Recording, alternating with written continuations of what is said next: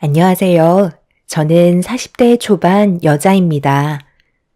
인생을 살다 보면 두 번 다시 없을 기회가 찾아온다고 하죠. 그 기회를 누군가는 놓치고 누군가는 잡아서 한순간에 삶이 바뀌어 버립니다. 저 또한 눈앞에 보이는 기회를 놓치지 않고 잡게 되면서 갑자기 찾아온 한 사람과 저와의 인생은 바뀌게 되었네요. 지금은 너무나 행복하고 제 선택에 대해 조금도 후회하지 않습니다. 결혼 5년 차가 되었을 때 출장을 자주 다니던 남편이 그날은 부산에서 일주일 정도 시간을 보내야 했어요. 직업이 변호사라 항상 바쁘게 생활을 하고 있었죠. 뭐든 열심히 하는 남편이 항상 자랑스러웠고 저 또한 5살 된 아이를 돌보며 제 위치에서 최선을 다했습니다. 그런데 어느 날 친구한테 전화 한 통이 왔어요. 오래간만에 연락이 온 친구라 반가운 목소리로 받게 되었는데 제 귀에 들려온 친구의 목소리는 제 심장을 내려앉게 만들었습니다. 도저히 믿기 어려웠던 저는 잘못 봤을 거라며 목소리를 떨기 시작했고 친구는 그럴 리 없다면서 저에게 사진 한 장을 보내왔어요. 내가 아무리 너희 남편을 몇 번밖에 못 봤지만 얼굴 하나는 기가 막히게 기억하거든? 처음엔 선글라스를 착용하고 있어서 긴가민가 했었는데 선글라스를 벗는 순간 너무 놀랐다니까? 네 남편이니까 사진 보면 바로 알 수 있을 거 아냐. 어때? 네 남편 맞지? 빨리 대답해봐. 맞으면 가서 머리채라도 잡아버리게. 어, 그냥 비슷한 사람은 어디에나 있다고. 우리 남편은 지금 부산에서 바쁘게 업무 중이고 나 말고 다른 여자한테는 눈길조차 돌리지 않을 정도로 일편단심이야.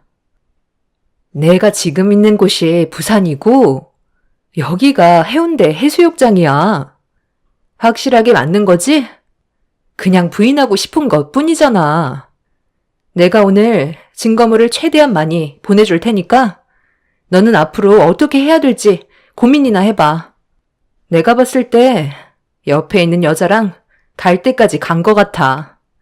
그러지 않고선 서로의 스킨십이 너무 자연스럽다고.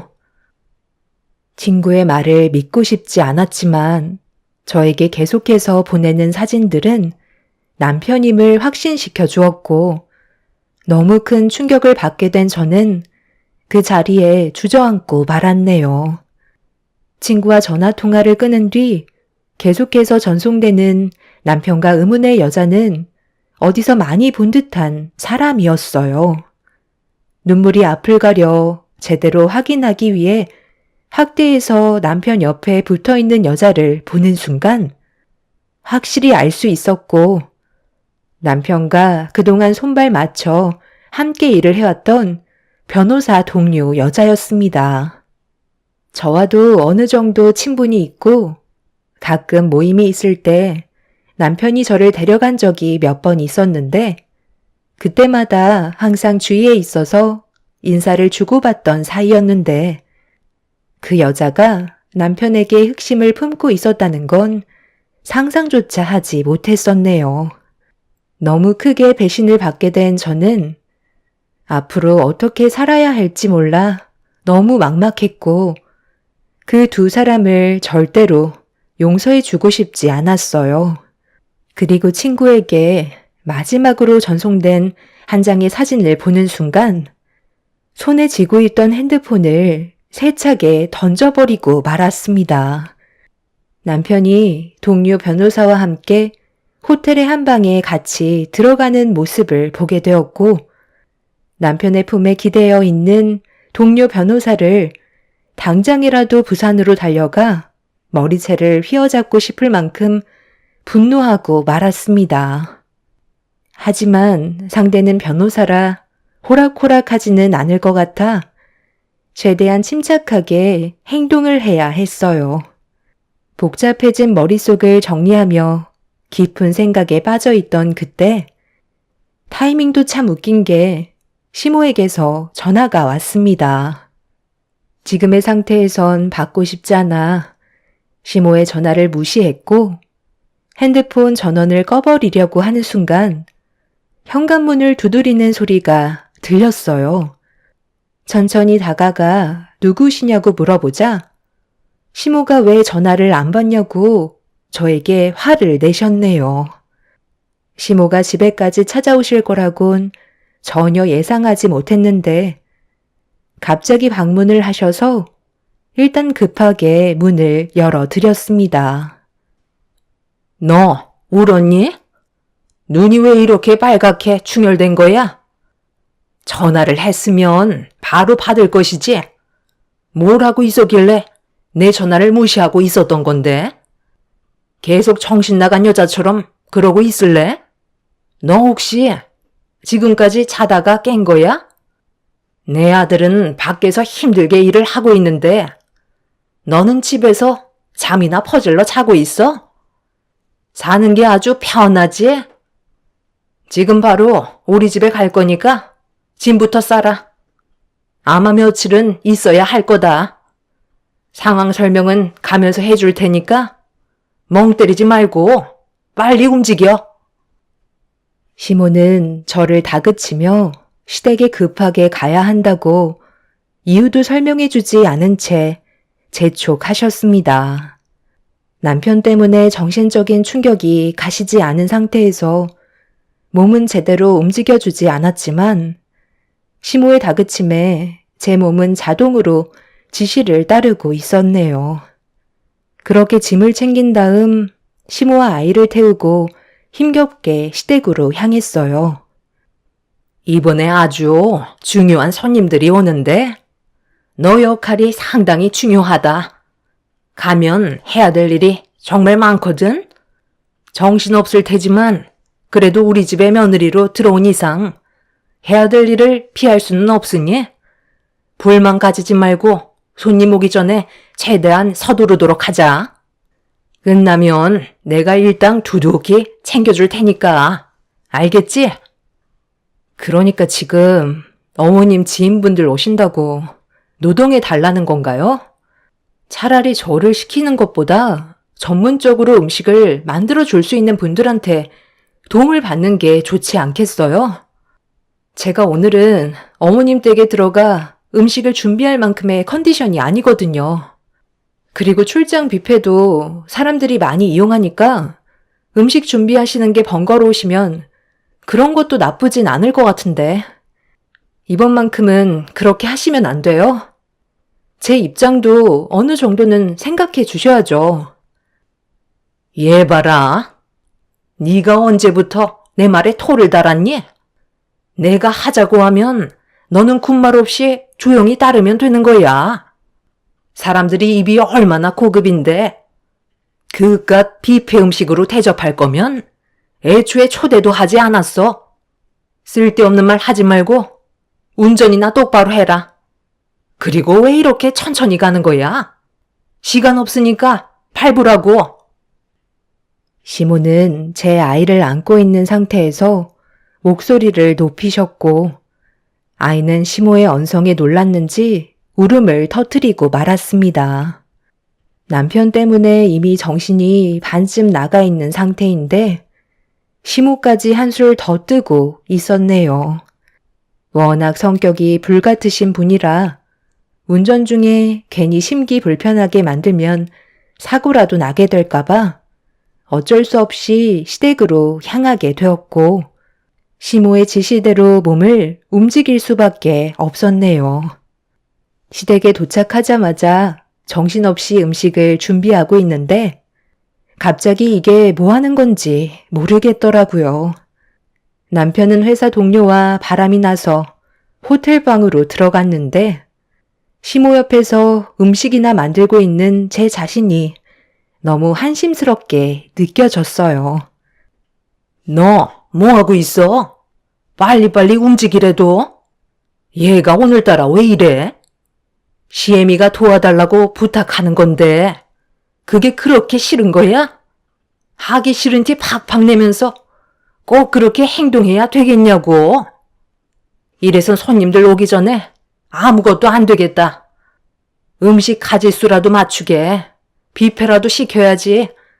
바쁜데도 시간 내서 오시는 손님들 기분만 상하겠어. 저런 걸 며느리라고 들여온 내가 정신 나갔지.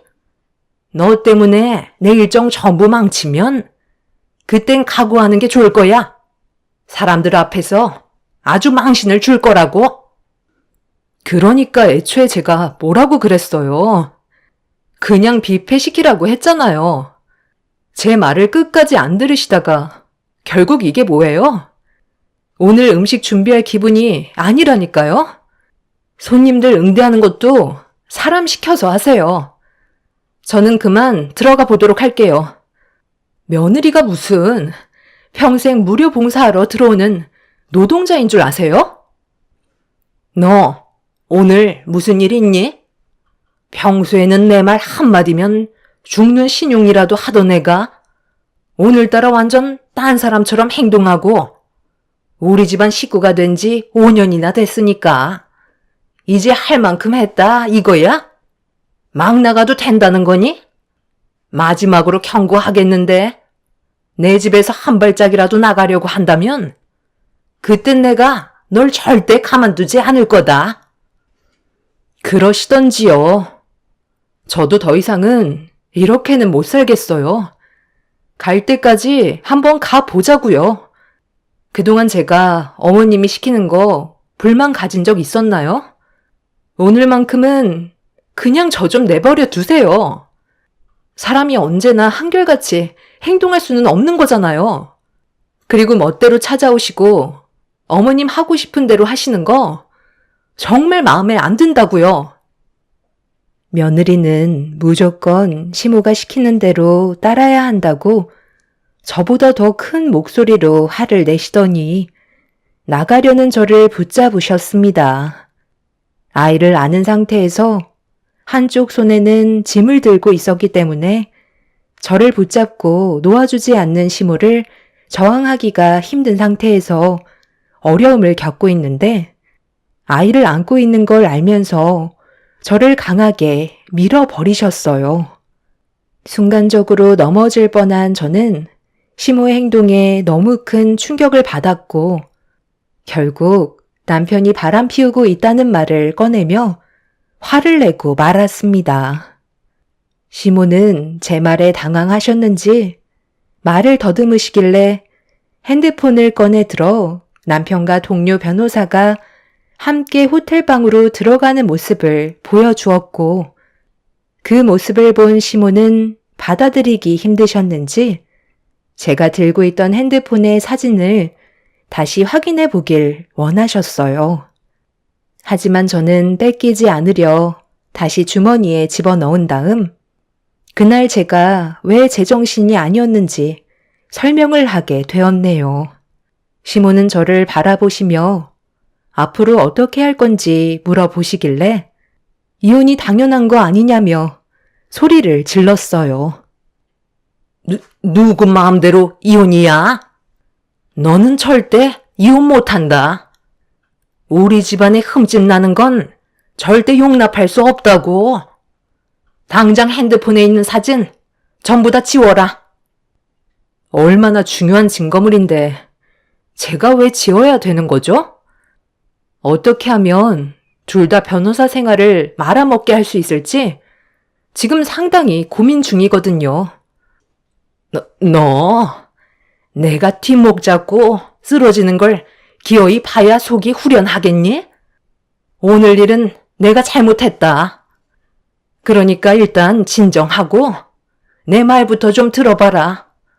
이런 식으로 행동한다고 해서 달라지는 건 아무것도 없다고. 네 자식은 생각 안 할 거야? 걔는 아무 잘못도 없는데 아빠 없는 아이로 만들고 싶은 건 아니지? 조용하게 해결할 수 있는 방법은 얼마든지 있다고. 내 아들이 변호사 되려고 얼마나 힘들었는데 돈이 필요하면 원하는 만큼 준비해 줄 테니까 일단 들어와서 얘기하자. 시모의 행동에 너무 화가 났던 저는 흥분을 가라앉히지 못한 채 남편이 동료 변호사와 바람을 피웠다는 걸 제 입으로 밝혀버리게 되었고, 모든 사실을 알게 된 시모는 제가 가지고 있는 증거물들 때문에 난처해하고 있었습니다. 자기 아들이라고 불이익을 받는 일이 생기게 될까봐 걱정을 하는데 어이가 없더라고요. 제가 얼마나 많은 상처를 받고 있었는지 그건 중요하지 않았습니다. 저를 붙잡고 놔주지 않는 시모를 강하게 뿌리치며 한 번만 더 건들면 남편의 회사에 모든 사실을 밝히겠다고 하자 그제서야 저를 놓아주었고, 그렇게 겨우 집으로 돌아올 수 있게 되었습니다. 시모에게 한참 동안 시달리다가 들어와서 그런지 온몸이 쑤시고 몸살 기운이 돌고 있길래 잠깐 눈 좀 붙이려고 하는데 시모가 그새 남편에게 전화를 해서 이 사실을 전부 다 알려주었는지 저에게 연락이 왔네요. 당신 어머니 집에 다녀갔었다며? 몸이 많이 안 좋아 보인다고 하던데 걱정돼서 전화했지. 이제 집에 들어간 거야? 나도 이제 막 일이 끝나서 올라가는 중이야. 그래서 전화한 용건이 뭐야? 당신 원래 일 마치면 나한테 전화 안 하고 곧바로 집에 들어왔잖아. 그냥 하던 대로 하면 되는 거지. 왜 이렇게 낯설게 행동하는데? 어머님한테 전화 갔으면 어느 상황인지 뻔히 알면서 말 돌리지 말고 하고 싶은 말 있으면 얘기해봐. 나는 이미 어느 정도 마음의 정리가 다 되어버렸거든. 그래, 어차피 알게 된 거 솔직하게 얘기할게. 나 그 사람 진지하게 만나고 있는 중이야. 그래서 당신과는 최대한 좋게 해결하려고 했었고. 언제부터였어? 나는 최대한 조심한다고 했는데 언제부터 알고 있었던 거야? 당신이 나한테 사람을 붙일 거라곤 정말 상상도 못했는데 이렇게까지 치밀한 사람인 줄 몰랐네. 나 몰래 그동안 바람 피운 주제에 지금 나한테 그게 할 소리야? 내가 가지고 있는 증거물이 몇 개나 되는 줄 알고. 당신 변호사 인생도 이제 끝났어. 어디까지 알고 있는 건데? 설마 당신 내가 활동하는 전부를 뒤에서 보고받고 있었던 거야? 우리 이렇게까지는 하지 말자. 금전적으로 보상해주면 되잖아. 손해라고 생각되지 않을 만큼 최대한 좋은 쪽으로 해결해 줄 테니까 우리 일 크게 만들지 말자. 당신이 가지고 있는 증거물이 내 변호사 인생에 낙인이 찍혀버리는 거라고. 지금 서둘러 올라갈 테니까 집에 딱 기다리고 있어. 정말 이렇게까지 치밀하게 뒷조사를 할 줄 몰랐는데 당신이 나보다 더 무서운 사람 같네. 남편은 제가 가지고 있는 증거물들이 자기 인생의 걸림돌이 될 것 같았는지 쫄쫄매고 있었어요. 친구가 남편이 바람 피우는 모습을 발견하지 않았다면 저는 아무것도 모른 채 배신을 당했었겠죠. 그런데 바람을 피웠다고 해서 변호사 인생에 엄청난 흠집이 생기는 건 아닐 텐데 남편은 또 다른 무언가가 있었는지 제가 가지고 있는 증거물들을 전부 확인해 보길 원하고 있었네요. 무엇을 원하는 건지 알 수는 없었지만 도둑이 제발 저린다고 뭔가 캥기는 게 더 있다는 건 확실히 알 수 있었네요. 부산에서 집에까지 오는 데는 상당한 시간이 소요되기 때문에 저는 피곤한 몸을 이끌며 다시 짐을 챙겨 아이를 안고 친정집으로 향했습니다. 부모님은 제가 갑자기 찾아와서 남편과의 사이에 문제가 생겼다는 걸 직감하셨지만 깊이 있는 말은 하지 않았어요. 그래서 잠깐 다툰 정도로 생각하고 계셨죠. 부모님에게까지 당장 상처를 안겨드리고 싶지는 않았습니다.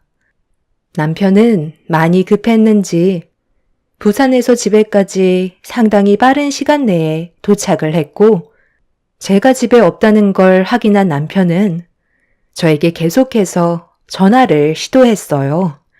하지만 끝까지 받진 않았습니다. 그렇게 한참 동안 저에게 연락을 시도한 남편이 어느 순간부터 전화를 걸지 않길래 저는 그제서야 잠깐 눈을 붙일 수 있지만 깊게 잠이 들지는 못했네요. 앞으로 어떤 식으로 살아가야 할지 너무 걱정이 많았어요. 아무것도 모르는 제 아이도 많이 피곤했는지 깊은 잠에 빠진 상태였습니다. 얼마의 시간이 지났는지 조용한 방 안에서 또다시 진동이 울렸고, 이번에는 모르는 전화번호였네요. 여보세요? 그래도 제 전화는 받으셨네요. 굳이 제 설명은 하지 않아도 대충은 아실 테니 용건만 간단히 할게요. 지금 잠깐 얼굴 좀 볼 수 있을까요? 제가 왜 그래야 하는 거죠? 그쪽이 지금 그럴 때가 아니라는 거 잘 아실 텐데요. 그쪽이 제 눈에 띄는 순간 어떤 일이 벌어지게 될지 몰라서 보자는 거예요? 제가 그런 거 두려워했으면 연락도 하지 않았죠. 일단 얼굴 보고 얘기하죠. 저는 그쪽한테 상당히 괜찮은 제안을 해드릴 예정이에요. 장소는 문자로 찍어드렸으니 그쪽으로 나오시면 될 것 같네요. 저랑 단둘이 만나는 거니까 걱정하지 마시고 여자 대 여자로 진지하게 대화를 나눠보는 게 좋겠어요. 남편과 동료 변호사인 상간녀는 제가 두렵지도 않은지 상당히 당당한 모습을 보여주고 있었어요. 저도 상간녀를 만나 도대체 무슨 생각으로 이런 상황까지 만들었는지 듣고 싶어 아이를 부모님께 맡기고 약속 장소로 향하게 되었네요. 그렇게 도착을 하니 상간녀는 먼저 도착해서 저를 기다리고 있었습니다. 안 오시면 어쩌나 걱정했는데 그래도 다행히 잘 찾아오셨네요. 서로 오랜 시간 얼굴 맞대고 대화 나눌 사이는 아니라는 거 저도 알기 때문에 용건만 간단히 할게요. 일단 저는 서변을 진심으로 사랑하고 있어요. 그리고 저희는 사업 파트너이자 앞으로의 인생을 함께 할 수밖에 없는 운명이죠. 천생연분 나셨네요. 그래서 하고 싶은 말이 뭔데요? 제가 가지고 있는 증거물들만 제출해도 둘의 변호사 생활에는 충분히 지장이 생긴다는 거 알고 있죠? 충분히 알고 있죠. 그래서 이렇게 직접 모신 거고, 증거물들에 대한 가치가 얼마나 큰지 알기 때문에 그에 따른 보상을 해드리려고 합니다. 변호사가 둘인데 저희를 상대하기란 쉽지 않은 거 아실 테니 최대한 서로 좋게 해결해서 마무리 짓는 게 좋지 않겠어요? 가지고 계신 증거물 넘겨주시는 조건으로 여기 1억 드릴게요. 이 정도면 충분하다고 생각되는데요? 이건 증거물 비용이니까 서변이랑 이혼하시게 되면 그에 따른 위자료는 알아서 잘 챙겨가시면 되겠네요. 제가 가진 증거물의 가치가 1억밖에 안 된다고 생각하세요? 그쪽이 저를 상당히 가볍게 보고 있는 것 같은데 저도 벌써 다른 변호사를 선임한 상태라고요. 어머, 1억 정도면 충분한데 지금 욕심을 부리시는 거예요? 그러다 빈털터리로 내쫓기는 경우가 생길 수도 있어요. 그쪽 자식한테도 아빠가 범죄자로 낙인이 찍히는 것보다 건전한 변호사였다는 걸 말해주는 게 교육상 좋지 않을까요? 상당히 오랜 기간 뒷조사를 하셨다고 들었는데, 그에 따른 비용도 만만치 않으셨을 테니, 그럼 그것까지 보상해서 1억 5천으로 맞춰 드릴게요. 지금 계좌 알려주시면 5천은 바로 이체시켜 드리도록 할 테니, 이제 그만하시죠. 저희는 어쩔 수 없는 한 배를 탄 사이라 그쪽이 눈치껏 빠져주셔야 한다고요. 원래 끼리끼리 논다고. 애초부터 그쪽이랑 그 사람은 서로 맞지 않았다고요. 급이 맞는 사람 다시 찾아서 행복하게 살면 되지 않겠어요? 꼴랑 5년 결혼 생활 한 거 가지고 한을 품는 건 너무 오버 아닌가? 아무리 화가 나도 그렇죠. 어떻게 사람을 붙여서 모든 생활을 전부 다 감시할 수가 있어요? 저희가 왜 그렇게까지 한 줄 알아요? 변호사로 버는 돈은 너무 한정적이라 좀 더 큰 돈벌이가 뭐가 있나 찾아보다가 괜찮은 것들이 눈에 들어와 같이 계획을 하게 된 거라고요. 아무래도 사변하고 함께 있는 시간들이 많다 보니까 서로 눈이 맞은 거고요. 상간녀는 제가 알아듣지 못하는 말을 늘어놓기 시작했어요. 그때부터 남편과 상간녀가 뭔가 숨기고 있다는 걸 확실하게 알 수 있었고, 저는 그걸 밝혀내기 위해 제가 가지고 있는 것들이 그 사람들에게 정말 중요하다는 걸 다시 한번 각인시키기 위해 없는 증거물들을 그 사람들의 입 밖으로 나오게끔 만들어 녹음을 하기 시작했어요. 돈을 받는다는 건 그쪽이 지금까지 몰래 진행해온 일들에 대해 저보고 입을 닫아달라는 건데, 그렇게 되면 같은 배를 타게 되는 거잖아요. 제가 왜 그런 손해를 보면서까지 당신들을 봐줘야 하는 거죠? 제가 가지고 있는 증거물들을 가지고 조만간 경찰서를 찾아갈 거고, 그에 따른 법적인 처벌을 받으면 저는 그걸로 만족합니다. 거기에다가 그 사람과 그쪽한테 제가 받은 피해에 대해 손해배상 청구할 거고요. 저는 일을 복잡하게 만들고 싶지 않아요. 이러니까 그 사람이 그쪽을 사랑하지 않는 거예요. 사람이 융통성이 없어. 경찰에 신고하면 그쪽한테 떨어지게 될 앞으로의 돈들도 없을 거라고. 오늘만 날도 아니잖아. 어차피 입만 뻥끗하면 모든 걸 뒤집을 수 있는데 왜 굳이 그렇게 하냐 이거야. 오늘 이 돈 받고 나중에 추가적인 보상 더 해주면 되잖아. 누구 앞에서 지금 반말이야? 나는 그쪽처럼 간이 큰 사람이 못 돼서 어쩔 수 없을 것 같네요. 내일 경찰서로 갈 거니까 마음에 준비하고 계세요. 그럼 2억 줄게. 그럼 되는 거 아니에요? 나중에 더 얹어줄 테니까 오늘은 여기까지만 하자고요. 서변이 오늘 그쪽이랑 꼭 해결 보라고 했었다고요. 이참에 그쪽도 돈 좀 만지면 얼마나 좋아요. 힘들게 변호사 돼서 푼돈 만지며 살고 싶겠어요? 그래서 해외 고객들이 투자금이랑 부동산 구입 자금으로 맡긴 수백만 달러를 착복해서 탈세 좀 한 것뿐인데 그게 그렇게 잘못된 건 아니잖아요? 저희도 처음에는 한탕만 하고 빠지려 했는데 이게 생각보다 정직한 돈으로 들어오는 게 아니라서 그 사람들도 우리를 쉽게 건들지 못하더라고요. 저희는 그걸 역이용해서 위배한 사람들의 돈을 받아낸 것뿐인데 오히려 저희가 잘한 일 아니에요?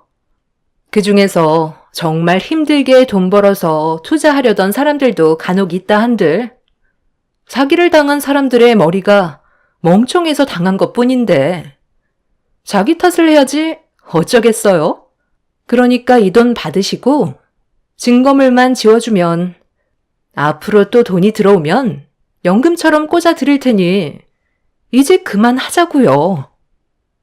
남편과 상간녀는 서로 자기들의 이익을 위해 손을 잡았던 거고, 그렇게 함께 생활하다 보니 눈까지 맞아버린 거였네요. 이런 충격적인 사실을 전부 다 알게 된 저는 분노가 치밀었고, 두 사람을 절대 용서하고 싶지 않았습니다. 그리고 결정적인 단서를 얻게 된 저는 그 사람들이 원하는 조건을 들어주었고, 증거물은 이혼을 하고 주겠다며 자리에서 일어났습니다.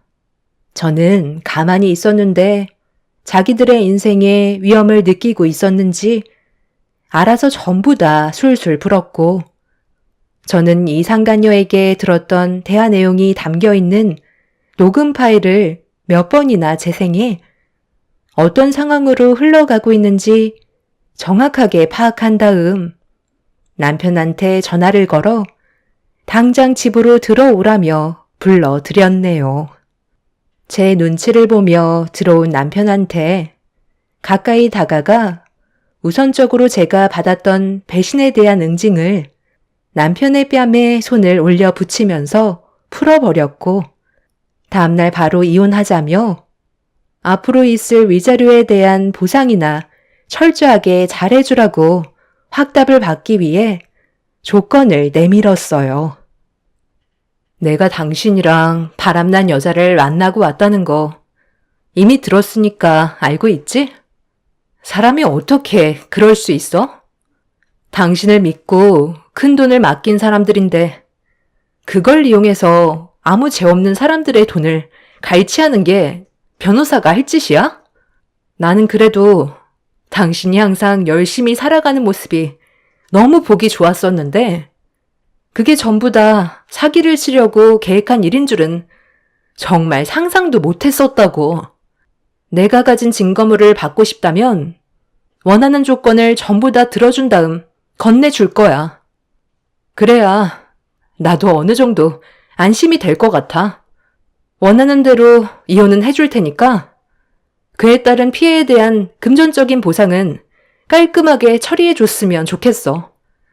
그리고 나는 내 자식한테 당신 같은 사람이 아빠였다는 사실을 알려주고 싶지 않아. 그러니까 앞으로 평생 동안 내 아이 볼 생각 하지 마. 내가 원하는 조건 들어준다면 증거물은 그대로 넘겨줄 거고, 당신은 그 여자랑 앞으로 뭔 짓을 하던 잘 먹고 잘 살면 되는 거야. 어때? 나쁘지 않은 조건 같은데? 당연히 그렇게 해줄 수 있지. 원하는 조건 맞춰줄 테니까 걱정하지 마. 두 번 다시 당신 앞에 나타나지 않을게. 솔직히 말도 안 되는 조건을 내밀까봐 쫄았었는데 뭐 그 정도야 뭐. 그렇게 남편과 저는 다음날 신속하게 이혼을 했고, 그 사람과 상간녀는 법적인 소송으로 끝내는 게 아닌 제가 피해를 받은 부분에 대해 금전적인 보상을 해 주었네요. 남편에게 모든 걸 받아낸 저는 부모님과 함께 다른 지역으로 이사를 했고, 남편은 하루빨리 증거물을 받길 원하고 있었습니다. 그래서 저는 친구에게 받았던 사진 몇 장을 남편에게 전송을 하면서 나중에 딴소리 할까봐 제가 어느 정도 안심이 될 때까지 두고 봐야 할 것 같다고 그 사람들을 계속 괴롭혔어요. 남편은 친구가 보내줬던 사진을 받아보고 결정적인 증거물을 달라며 화를 내기 시작했고, 저에게 막말을 퍼붓기 시작했네요. 곧바로 경찰서에 달려가 그 사람들을 신고하고 싶었지만 제가 가지고 있던 증거물들로는 역부족이었고, 그 사이에 남편과 상간녀가 또 다른 일을 꾸밀 때까지 지켜볼 수밖에 없었어요. 저는 처음으로 남편과 상간녀에게 사람을 붙여 뒷조사를 하게 만들었고, 결정적인 증거들을 하나둘씩 모아가기 시작했어요. 남편과 상간녀는 충격적이게도 돈이 될 수 있는 것들은 가리지 않고 범죄를 저지르고 있었네요. 그리고 남편과 상간녀는 저와 숙려 기간이 끝나자마자 결혼식까지 올리게 되었습니다. 당신이 여긴 어디라고 찾아와? 내가 해달라는 대로 다 해줬으면 당신도 그냥 증거물만 주고 끝내면 되는 거잖아. 우리는 이제 법적으로 아무런 관계도 아니라고. 그래, 나도 알아. 그래서 당신이 원하는 증거물 주려고 온 거잖아. 그리고 누구 마음대로 결혼식을 올리라고 그랬어? 그건 내가 허락해주지 않았는데? 어머님, 봐봐요. 저 여자가 엄청 독종이라고 제가 말씀드렸죠? 이래서 여자를 잘 만나야 된다는 거예요. 내 결혼식 망치지 말고 당장 나가. 네가 여긴 뭐하러 온 거냐? 많은 사람들 보는 앞에서 내 자식 창피라도 주려는 거야? 좋은 말로 할 때 내 눈앞에서 당장 사라져라. 제가 무슨 힘이 있다고 난리를 치겠어요. 저 말고도 대신해줄 분이 저렇게나 많이 찾아오셨는데요. 이 사람들이에요. 잡아가시면 될 것 같네요. 제 말이 끝남과 동시에 형사분들은 두 사람의 범죄에 대해 설명하면서 경찰서로 연행했고, 이 사실을 전혀 모르고 있던 시몬은 상당한 큰 충격을 받아 쓰러져 버리셨네요. 제가 형사분들께 제출했던 증거물들이 상당한 효력이 있었고, 회사 사무실에서 발견된 범죄를 이용한 서류까지 확보가 되면서 남편과 상간녀는 법적인 처벌을 면할 수가 없었습니다. 결국 많은 사람들을 상대로 사기친 혐의로 인해 기소되면서 둘 다 변호사 자격이 박탈되는 징계를 당하게 되었네요. 같은 목적으로 만나 힘들게 읽었던 가정까지 파탄낸 상간녀와 저와 아이를 등진 남편이 받게 된 중징계는 제가 받았던 상처를 어느 정도 보상을 해준 것 같았는지 힘들 것 같았던 마음은 한결 편해졌네요. 이 문제로 혼자 살고 계시던 시몬은 형사들한테 연행이 됐을 때 엄청난 충격으로 혈압이 올라 뇌출혈로 인해 현재 병원에서 치료를 받고 계신 중입니다. 자신들이 저지른 잘못에 대한 합당한 벌이라고 생각되네요. 앞으로 두 번 다시 그 사람들을 만날 일은 없었으면 좋겠어요. 앞으로 제 아이와 함께 조용히 살고 싶습니다. 제 사연 들어주신 분들, 여러분들의 인생은 언제나 좋은 일들만 가득하시길 바랍니다. 감사합니다. 안녕하세요. 저는 의정부에 살고 있는 40대 중반 여자입니다. 이런 경험을 해본 적이 처음이라 사연을 신청하게 되었습니다. 혹시 여러분들께서는 동서지간 사이에 불화가 생긴 적이 있으신가요? 저희는 이번에 돈 문제 때문에 집안이 난리가 난 적이 있었습니다.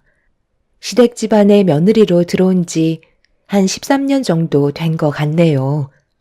결혼 생활하면서 문제되는 건 크게 없었는데 제 밑에 동서가 5년 전부터 사업을 했었는데 상당히 성공적인 결과를 얻을 수 있었어요. 그전에는 일반 회사를 다니면서 월급쟁이 생활을 했었죠. 동서내외가 그동안 힘들게 돈을 모아서 힘들게 사업을 시작했기 때문에 가족 모두 진심으로 잘 됐으면 하는 마음을 가지고 있었네요. 그렇게 모두의 간절한 바람이 이루어졌고 몇 년간은 매출이 저조했었지만 작년부터 꽤 많은 수익을 창출할 수 있었습니다.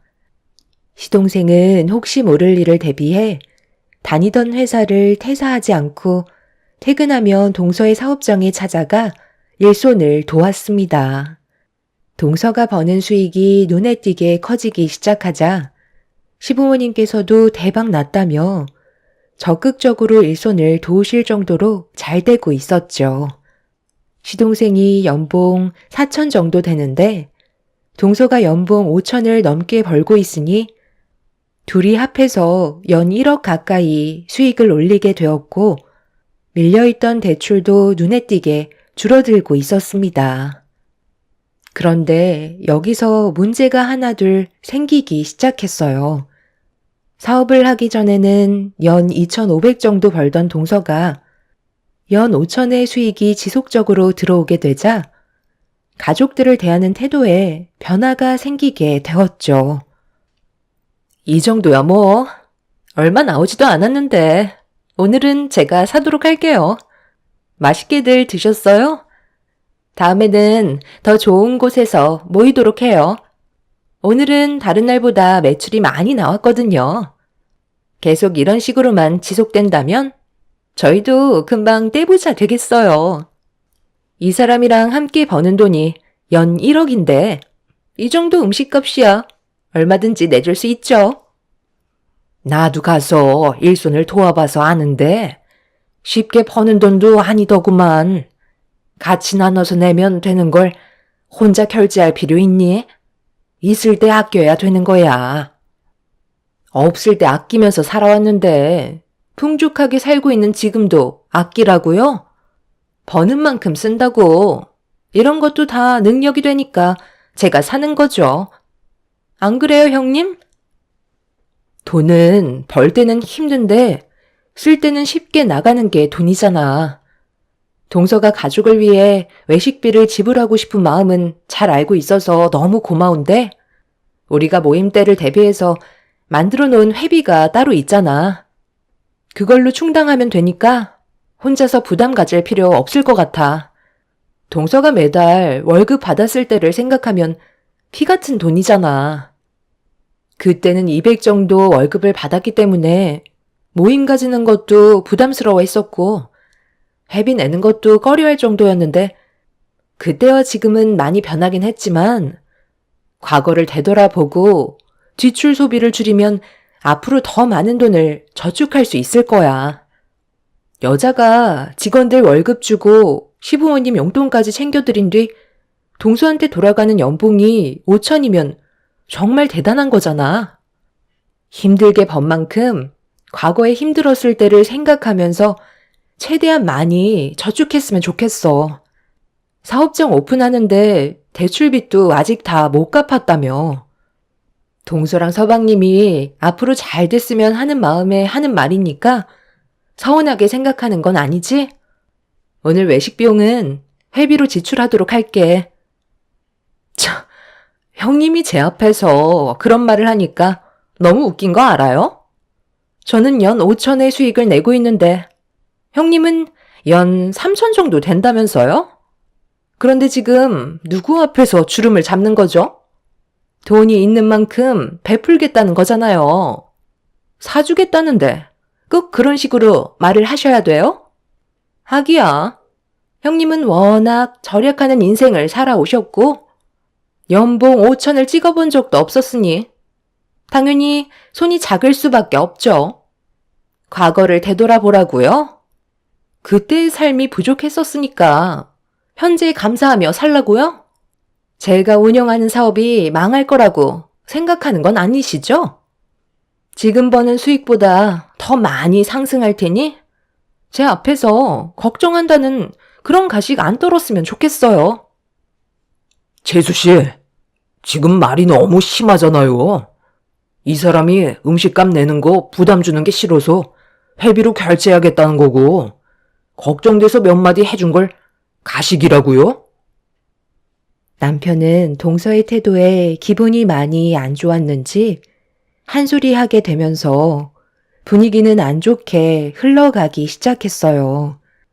옆에서 듣고 있던 시동생이 동서의 편을 들면서 형제들의 싸움이 되어버렸고 결국 시부모님 앞에서 안 좋은 모습을 보여주게 되었네요. 다행히도 시부가 중간에서 남편과 시동생한테 그만하라고 목소리를 높이시면서 정리가 되었지만 시동생 내외는 저희를 노려보고 있었어요. 저는 동서가 과거에 돈 문제로 힘들어했던 적을 많이 봤었기 때문에 많이 벌 수 있을 때 최대한 아낄 수 있었으면 좋겠다고 얘기를 해준 것뿐인데 동서는 그런 저를 이해해주지 못했었죠. 걱정도 많이 됐었던 게 매달 벌리는 돈이 눈에 보이니까 그동안 쓰지 못했던 걸 보상이라도 받으려는 듯 상당히 많은 사치를 부리고 있었습니다. 크게 하는 사업도 아니고 몇 년 무사히 넘어갔다고 앞날을 걱정하지 않는 모습이 안타까울 뿐이었네요. 그날 이후 저는 동서가 어떠한 행동을 하던 아무 말도 하지 않고 그냥 놔뒀어요. 본인이 하고 싶은 대로 하게 해줘야 집안에 불화가 없을 것 같아 보였죠. 돈 좀 많이 벌기 시작한다고 오만해진 동서의 모습을 묵묵히 지켜보고 있었어요. 남편도 자기들 알아서 살게 놔두라면서 더 이상 신경 쓰는 걸 원하지 않았습니다.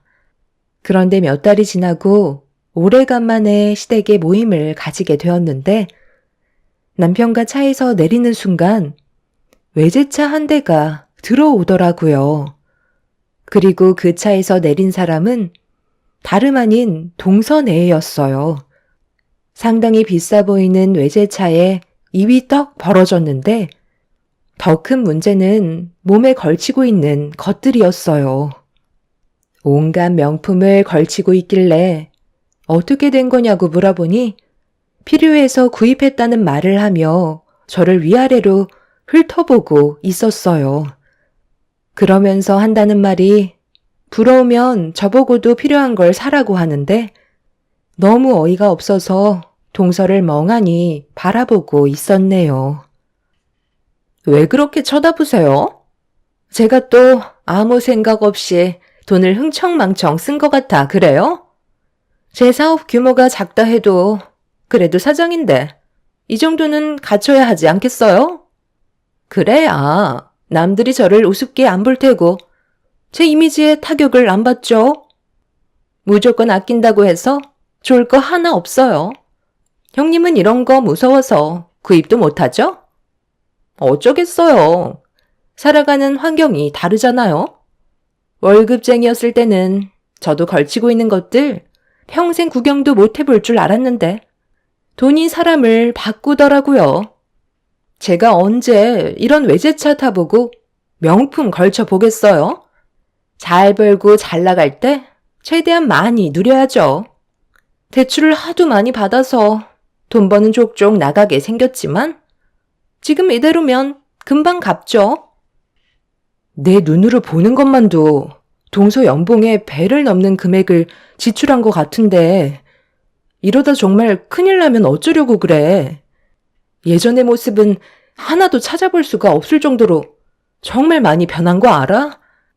내가 하는 말을 잔소리로 들으려 하지 말고 동서 현실을 봤으면 좋겠어. 동서한테 들어오는 돈들이 평생 보장이 될 것 같아? 버는 건 때가 있는 거라고. 이런 식으로 사치를 부리다가 자칫 미끄러지기라도 한다면 그땐 이미 후회도 늦는 거야. 나는 동서가 정말 걱정이 돼서 그래. 영수, 몇 달 만에 얼굴 보는 건데? 너 잔소리예요? 저희가 돈을 많이 벌고 있으니까 배가 많이 아픈가 봐요. 지금은 상황이 많이 달라졌으니 신경 좀 끄세요. 동서내외는 제 말을 무시한 채 먼저 시댁으로 들어가 버렸어요. 그런 모습을 묵묵히 지켜보고 있던 남편도 혀를 차며 걱정스러운 표정을 하고 있었죠. 남편 말로는 1억이 넘는 외제차라는데 그걸 유지하려면 상당히 많은 돈이 들어가게 되고 거기에다가 매달 들어오는 돈을 믿고 상당히 많은 대출을 받았다는 걸 알게 됐으니 가족으로서 그냥 넘어갈 수는 없었어요.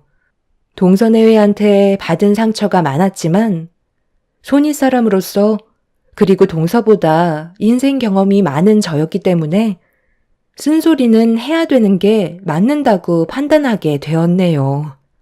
그렇게 저희도 시댁에 들어갔는데 시부모님께서도 몇 달 사이에 동서내외가 바뀐 모습을 보고 당황스러워 하셨어요. 남편은 제가 아무것도 하지 않길 바라고 있었죠. 입 아프게 백날 떠들어봤자 본인들이 직접 경험하기 전까지는 아무것도 알 수 없다며 하고 싶은 대로 하게 놔두길 원하고 있었어요.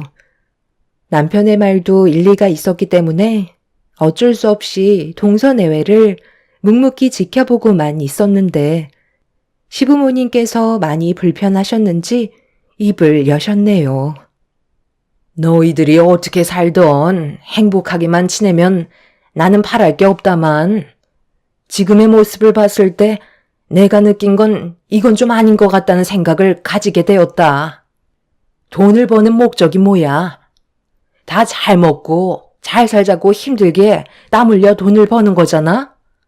그래서 둘째 너도 월급 받는 건 한계를 느껴서 사업을 하게 된 거고 힘들게 일해서 끝내 좋은 결과를 가져왔잖니?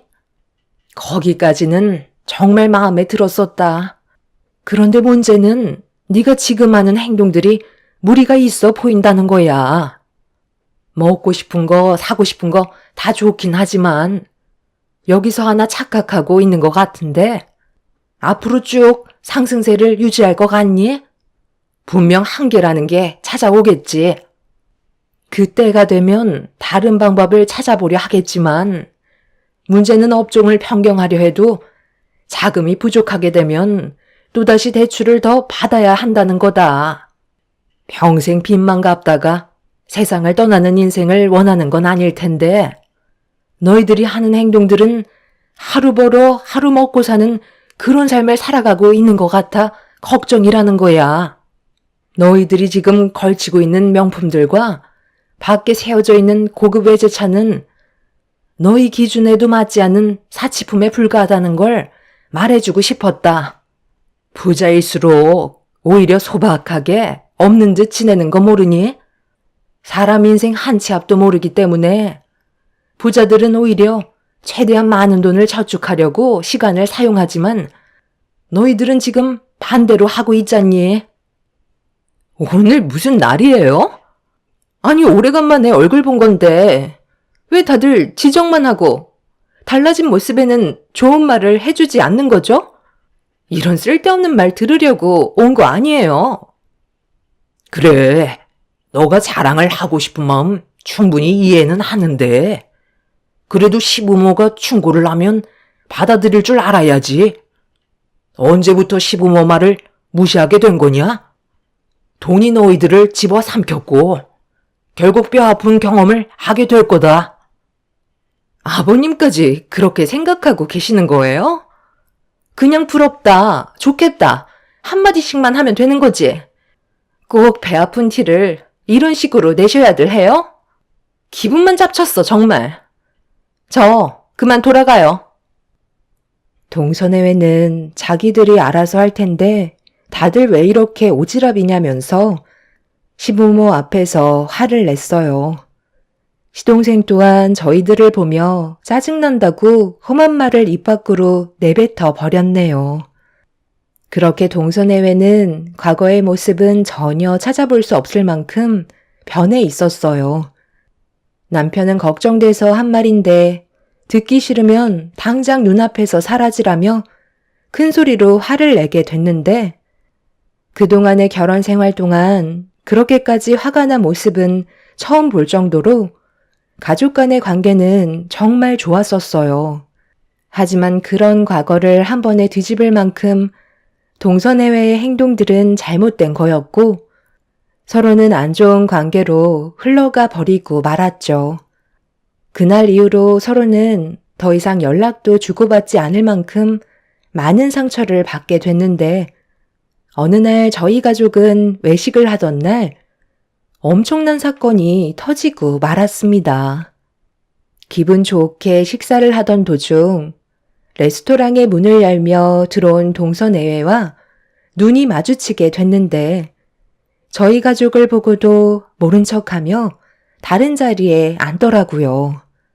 남편은 신경 쓰지 말라면서 마저 식사를 이어가고 있었는데 잠깐 화장실을 다녀온 뒤 다시 자리로 돌아가려는 찰나 화장실로 들어가려는 동서와 마주치게 되었고, 저희는 몇 초간 서로 눈빛만 주고받다가 저는 무시하고 가려 하는데 동서가 저에게 한마디 하게 되면서 대화를 주고받게 되었네요. 서로 감정이 좋지 않은 상태에서 얼굴을 마주하고 있으니 모든 것들이 불편하게 느껴졌었죠. 형님, 그동안 잘 지내셨어요? 가족들끼리 이런 곳도 오는 걸 보면 그동안 돈 좀 모았나 봐요. 여기 레스토랑이 꽤 비싼 음식점으로 알고 있는데 생활에 지장받으면 안 되니까 몇 달 동안 돈 모아서 오신 거예요? 그런데 시부모님은 빼놓고 오셨나 봐요. 이런 사실을 알면 상당히 서운해 하시겠어요. 돈이 없으니 이해는 하겠지만 그렇게까지 아끼셔서 삶이 좀 나아지셨나요?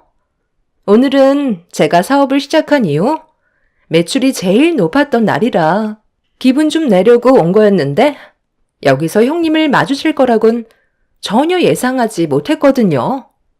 기분 좋은 오늘 분위기 망치고 싶지 않으니까 음식 드시고 싶은 거 마저 드시고 이 카드로 결제한 다음 저한테 다시 주세요. 정말 이런 동서가 어디 있어요? 쓸데없는 잔말 말고 그냥 받으세요. 그리고 먹다 남은 잔반은 싸가는 거 잊지 마시고요. 형님이 제일 잘하는 게 식당에서 남은 음식 싸달라고 하는 거잖아요. 저는 그 말을 형님이 꺼낼 때마다 숨고 싶을 정도로 형님이 너무 창피했었어요. 동서가 나를 그렇게까지 생각하고 있는 줄 몰랐네. 음식 남은 거 싸달라는 게 뭐가 어때서? 내 돈 내고 내가 사 먹은 건데 버리는 건 너무 아깝잖아? 그게 잘못된 거야? 그때 동서가 나한테 뭐라고 그랬어?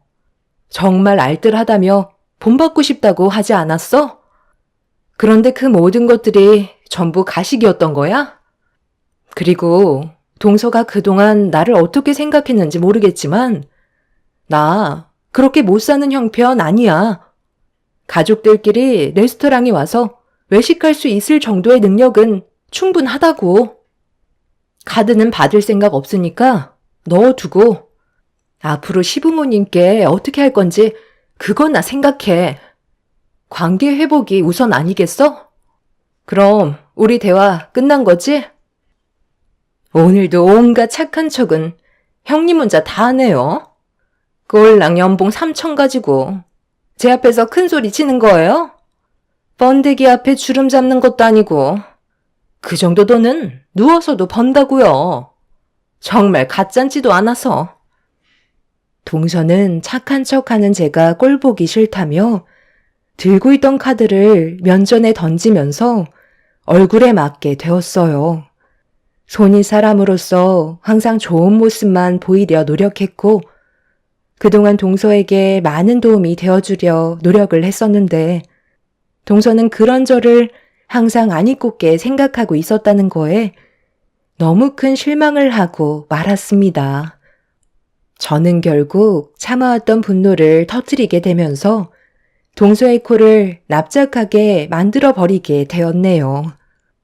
그리고 제 말을 듣게 된 동서는 사색이 된 얼굴로 저를 바라봤어요. 무슨 말도 안 되는 소리를 하세요? 형님이 저보다 많이 번다고요? 지금까지 저한테 그런 말 한 적 한 번도 없었잖아요. 그만큼 버는데 이 꼴로 산다고요? 내 모습이 뭐가 어때서? 나는 지금의 삶에 충분히 만족하면서 지내고 있는데 돈이 많다고 그걸 무조건 드러내는 게 좋은 건 아니야.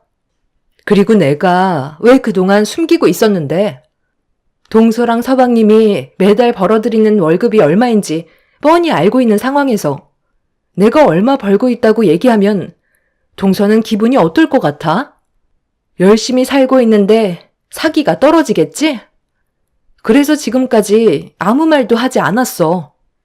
돈을 많이 번다고 해서 온 동네방네 떠들고 다니면 나중엔 주위에 내가 가진 재산에만 눈독 들이는 사람들로 가득 차 있는 거라고. 저번에 한번 얘기했었지? 앞날을 아무도 알지 못하기 때문에 혹시 모를 일을 대비해 최대한 많은 돈을 저축하는 게 좋다고. 그 말을 왜 했겠어? 동서는 내가 그냥 일반 회사에서 월급 받고 있는 사무직으로 알고 있는데 나 또한 지금 현재 사업을 운영하고 있다고.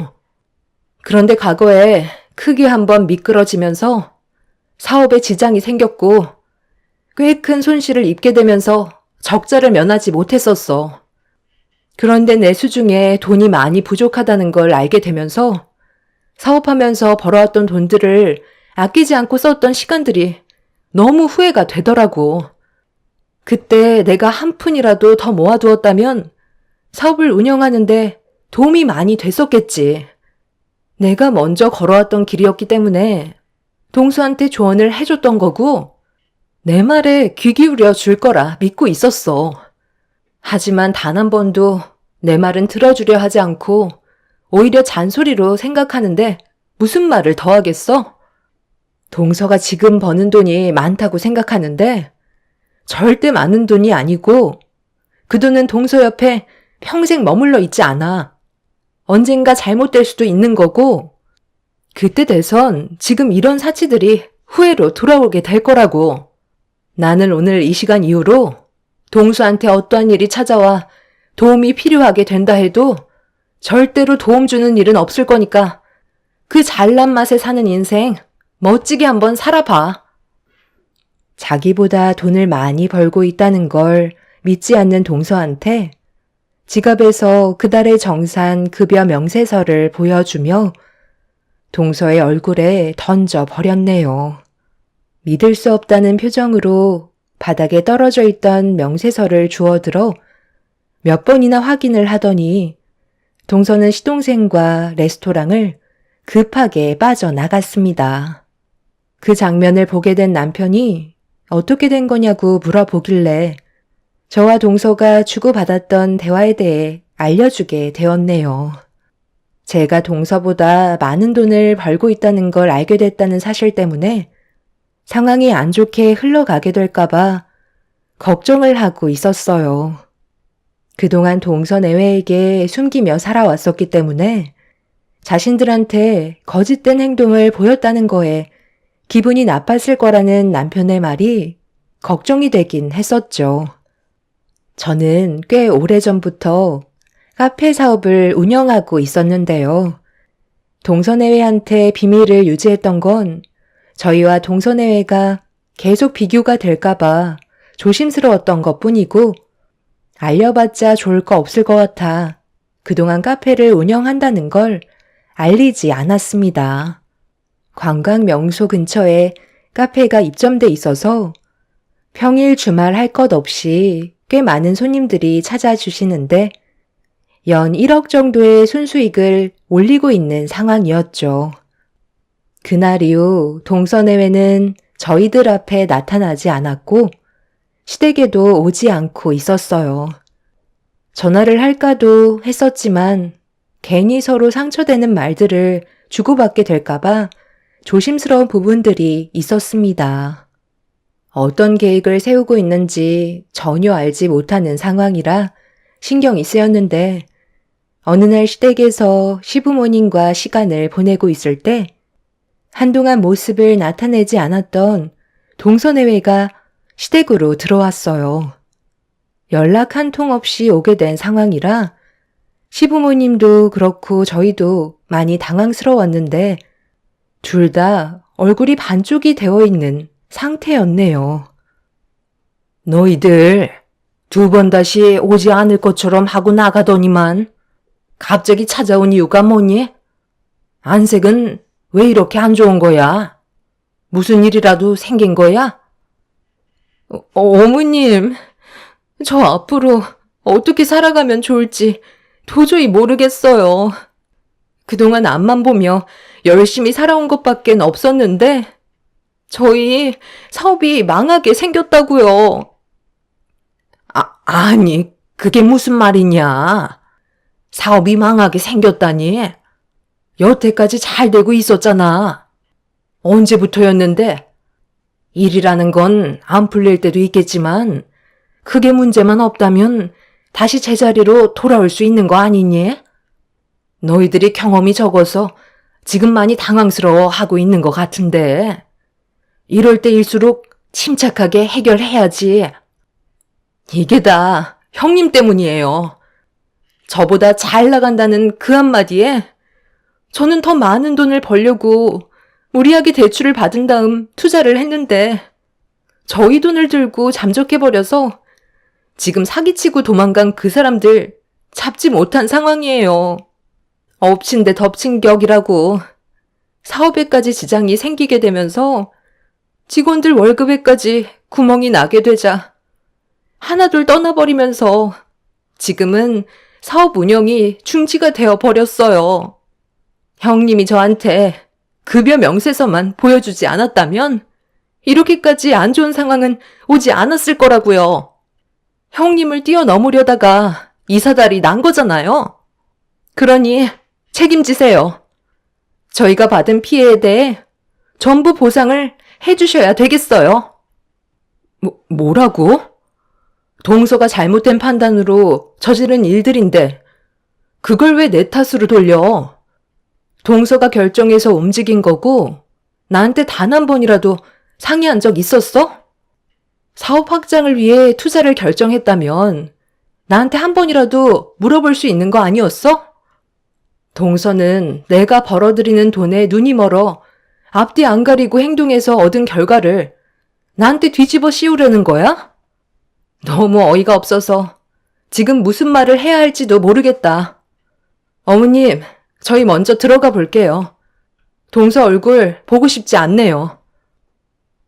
형님, 정말 죄송해요. 제가 그동안 잘못된 길을 걸어온 것 같아요. 아시잖아요. 저 힘들게 이 자리까지 올라왔어요. 그런데 여기에서 무너져 버린다면 제가 가진 모든 것들을 포기해야 되는 건데 다시 예전으로 돌아가고 싶지 않다고요. 한 번만 도와주세요. 형님은 저를 충분히 도와주실 수 있는 능력이 되시잖아요. 제가 가진 외제차 명품들 전부 다 포기할 수 없어요. 큰 집에서 살다가 다시 작은 집으로 돌아갈 수 없는 것처럼 지금의 삶을 잃게 된다면 저는 더 이상 살아갈 수 없게 되는 거라고요. 그러니 도와주세요. 제가 이렇게 무릎 꿇을게요. 지금 저한테는 자존심이고 뭐고 아무것도 남아있지 않아요. 돈이 없다면 저는 없는 거라고요. 형님이 도와주지 않는다면 제 인생은 여기서 끝이에요. 앞으로 제가 잘할 테니까 딱 한 번만 기회를 주세요. 그렇게 해주실 거죠? 동서는 과거의 삶으로 다시 돌아가고 싶지 않다며 저에게 손을 벌렸지만 옆에서 지켜보던 남편이 강하게 거부 의사를 밝혔어요. 시부모님한테도 그렇고 저희 부부한테 했던 행동들이 너무 큰 상처로 다가왔었기 때문에 그렇게 동서의 부탁을 들어주는데 많은 갈등을 하던 그때 시부께서 저에게 도와주지 말라며 한숨 돌리는 상황이 생겼을 때 또다시 가족을 무시하는 그런 모습이 나타나게 될 거라며 강하게 거부를 하셨습니다. 시모도 시부의 말을 따르는 게 좋을 것 같다면서 괜히 우리한테까지 지장이 생길까봐 동서내외를 도와주지 않는 게 좋을 것 같다는 의견을 내세우셨어요. 가족 모두가 한마음 한뜻이 되어버리자 눈물을 흘리던 동서가 표정이 확 바뀌었네요. 내가 뭘 얼마나 잘못했다고 도와주지 않겠다는 건데요? 가족이면 실수도 눈 감아줄 수 있는 거 아니에요? 돈 자랑 좀 하고 버는 만큼 쓴 게 그렇게 잘못된 거예요? 누가 이런 일이 올 줄 알았겠어요? 저도 미리 알았더라면 무리하게 대출까지 받으면서 사치 부리지 않았겠죠. 지금 사업이 무너지면 저희는 빚에 허덕이는 삶을 또다시 살아야 하기 때문에 구질구질한 인생으로 다시 돌아가고 싶지 않다고요. 그러니 당장 5억만 좀 땡겨주세요. 지금만 잘 넘어가면 그때 돌려드리면 되는 거 아니에요? 동서, 5억이 누구 집 개 이름이야? 그러게 내가 뭐라고 그랬어. 사업을 하다 보면 돌발 상황이 많이 생기기 때문에 항상 여유 자금을 비축해 놔야 한다고 했잖아. 그런데 동서는 내 말을 무시했고 땡전 한 푼 남겨두지 않은 채 서방님이랑 벌어들이는 돈을 전부 흥청망청 썼기 때문에 문제가 생겼을 때 대응을 하지 못한 거야. 나도 동서한테 받았던 상처들이 너무 크기도 했지만 돈 좀 벌었다고 해서 남들 무시하고 낮잡아 말하는 그런 안 좋은 모습을 봤기 때문에 동서를 도와주는 건 힘들 것 같아. 서방님도 똑같아요. 옆에서 문제가 있다는 걸 알면서도 눈 감아주고 오히려 편을 들어줬잖아요. 가족 모두가 동서의 행동에 대해 지적을 했는데 서방님은 잘하고 있다면서 안 좋은 방향으로 계속 끌고 갔으니 그에 따른 결과를 받아들여야 된다고 판단되네요. 그리고 지금의 상황에선 운영하던 사업을 정리하고 하루빨리 일자리를 구해 산처럼 쌓여있는 빚을 갚는 게 우선일 것 같아. 사업 운영하는데 계속 적자만 생긴다며. 경찰에 신고했으니 투자금을 가지고 잠적해버린 그 사람은 금방 붙잡히겠지. 끝내 도와주지 않겠다는 말을 하는 거네요. 그래요. 무슨 말인지 충분히 알아들었어요. 돈 받을 곳이 여기밖에 없는 줄 알아요? 저는 더 이상 당신들을 가족이라고 생각하지 않을 거고 2번 다시 찾아올 일도 없을 것 같네요. 이렇게 인연을 끊게 될지 몰랐는데 저를 내친 거에 대해 꼭 후회하게 만들 거예요. 동서는 도와주지 않는다고 시댁에서 한바탕 난리를 친 뒤 집으로 돌아갔습니다. 끝까지 자기가 뭘 잘못했는지 알지 못하는 동서가 하루빨리 정신 차리길 바랄 뿐입니다. 시간이 지나면 저희가 동서를 얼마나 걱정하고 있었는지 알게 될까요? 그날 이후 동서가 운영하던 사업은 무너지게 되었고 지금 현재 그동안 사치 부리며 즐기면서 쌓여왔던 대출빚을 갚고 있는 중이라고 하네요. 잘 나갈 때 초심을 잃지 말라고 하잖아요. 동서는 자기가 운영했던 사업이 평생 잘 될 거라 생각했겠지만 결국 모든 걸 잃게 되었고 오히려 없이 살았을 때보다 더 많은 빚에 쪼들려 허덕이며 살아가고 있네요. 시부모님께서는 한두 번 도와주면 한도 끝도 없다며 자신들이 알아서 하게 절대 도와주지 말라고 못을 박으셨어요. 남편도 시동생 행동에 대해 질려버렸는지 도와줄 필요 없다면서 확실하게 선을 그은 상태입니다. 아무리 돈이 많다 해도 남들 앞에서 자랑하며 오만한 행동을 하는 건 잘못됐다고 생각해요. 오히려 자신의 재력을 과시하지 않고 소박하게 사는 게 더 행복한 삶을 꾸려갈 수 있는 것 같습니다. 그래야 제대로 된 사람들을 만날 수 있는 것 같아요. 여러분들께서도 너무 돈을 쫓아가기보단 가족들과 더 많은 시간과 추억을 함께 만들어 가시길 바랍니다. 제 사연 들어주신 분들, 오늘 하루 힘내시고 하시는 일 모두 순탄하게 이루어지시길 간절히 기원 드리겠습니다. 감사합니다. 안녕하세요. 저는 아이돌을 키우고 있는 40대 초반 여자입니다. 암흑 같았던 제 인생에 드디어 먹구름이 걷히고 눈이 부실 만큼 따스한 햇살이 저를 비추고 있네요.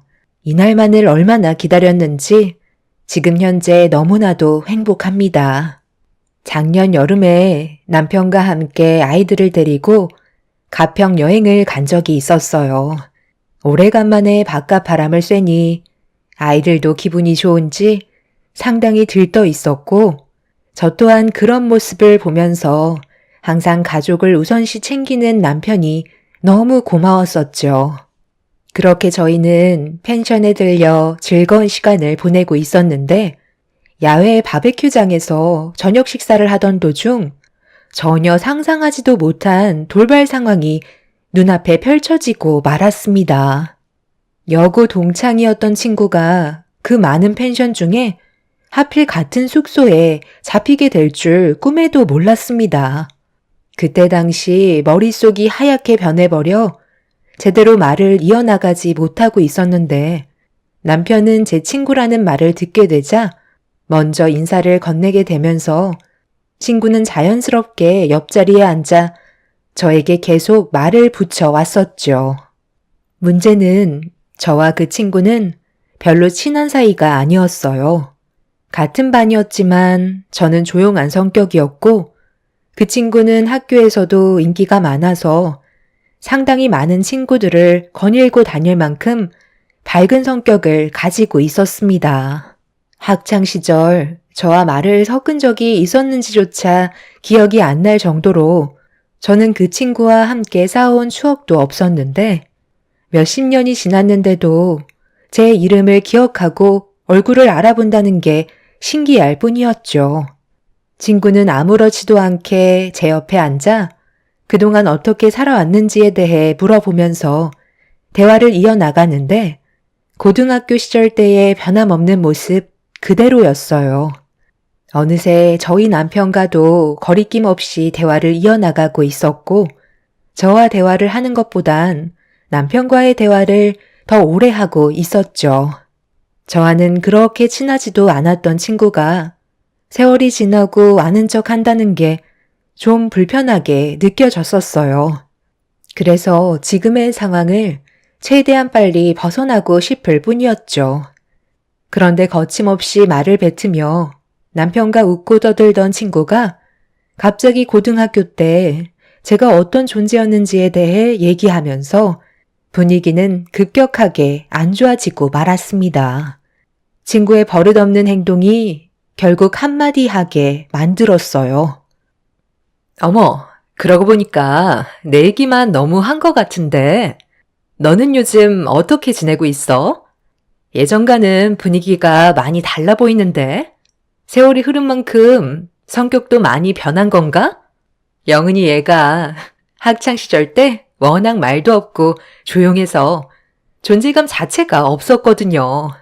워낙 범생이어서 반에서도 항상 순위권 안에 들던 애였는데 문제는 친구들이 없었어요. 말을 잘하지 않아서 다른 친구들도 영은이가 재미없게 느껴졌는지 같이 놀아주지 않더라고요. 저는 그때 당시 친구들이 워낙 많아서 영은이 같은 애들은 전혀 신경 쓰지 않고 있었는데 약간 좀 특이한 점이 있어서 지금까지 이름이랑 얼굴을 기억하고 있다니까요. 친구들이 건드리지 않았던 이유가 스트레스를 주거나 난처한 상황으로 몰고 가게 되면 얘가 갑자기 경기를 일으키면서 거품을 물고 쓰러졌는데 그때 이후로 얘가 어떻게 될까봐 무서워서 아무도 건들지 않았었어요.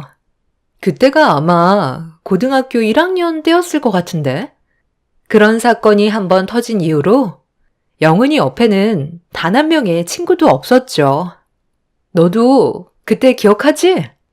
네가 하도 조용한 성격에 아무 말도 하지 않으니까 친구들이 너를 괴롭히려다가 갑자기 쓰러져서 입에 거품까지 물었었잖아. 기억 안 나? 그런 얘기까지 꼭 해야 되겠어? 과거의 일들을 왜 지금 들추는 건데? 그리고 너는 이제 자리로 안 돌아가니? 남의 아픈 상처를 입 밖으로 꺼내면 기분이 좋아? 내가 3년간 항상 너를 지켜봐왔을 때 느꼈던 게 뭔 줄 알아? 그 입이 문제였어. 친구들이 많으면 뭐해? 진정한 친구는 단 한 명도 없었을 텐데 그저 관심받고 싶어서 친구들끼리 이간질 시키고 잘 지내던 친구들 사이도 멀어지게 했었잖아. 너도 결국엔 3학년 때 네가 한 행동들 때문에 친구들한테 따돌림 당하지 않았어? 그래서 결국엔 전학까지 갔었잖아. 왜 그렇게 쳐다봐? 너는 남의 과거 막 들춰도 되고 나는 그때의 너에 대해 얘기하면 안 되는 거야? 나는 할 말 다 끝났는데 너도 더 할 말 없으면 이제 그만 자리에서 일어나 줬으면 좋겠어. 모처럼 나온 여행 기분 망치고 싶지 않거든. 우리가 서로 웃고 떠들 만큼 친한 사이는 아니잖아? 그러게. 네가 말한 것처럼 우리가 가까운 사이는 아니었는데 내가 너무 오지랖 부렸나 보다.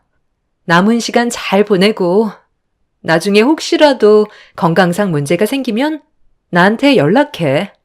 이건 내 명함이야. 나 의사 됐거든. 네가 그때 쓰러지는 거 보고 나는 의사가 되기로 결심했었어. 그래서 지금까지 너를 기억하고 있었던 거야. 제가 너무 신뢰가 많았죠? 나중에 기회 되면 또 한 번 뵀으면 좋겠어요. 가족들과 좋은 시간 보내시고 좋은 추억 많이 만드세요. 그럼 먼저 일어나 볼게요. 친구는 저에게 자신의 명함 한 장을 테이블 위에 올려놓은 뒤 다시 일행이 있는 곳으로 돌아갔어요. 제대로 된 대화를 하기 전부터 친구와 삐걱거리게 되었지만 저는 가까이 하고 싶은 마음이 전혀 없었습니다. 그 친구는 과거에 어떤 성격을 가지고 있었는지 뒤에서 전부 다 보고 있었기 때문에 최대한 거리를 두는 게 저에게는 좋을 것 같다는 판단을 하게 만들었죠. 그때나 지금이나 그 입이 문제였어요. 제가 어렸을 적에 발작이 좀 있었는데 극도의 스트레스를 받으면 저도 모르게 몸에 경련이 일어나는 증상을 겪곤 했었죠. 다행히 성인이 되면서 그런 증상은 사라졌지만 저에게는 아픈 기억이었는데 친구는 그걸 세월이 지난 시점에 다시 입 밖으로 꺼내면서 잊고 살았던 과거를 다시 떠올리게 만들어 상당히 기분이 좋지 않았습니다. 그래서 저도 모르게 친구의 과거도 입 밖으로 꺼내게 되었던 거죠.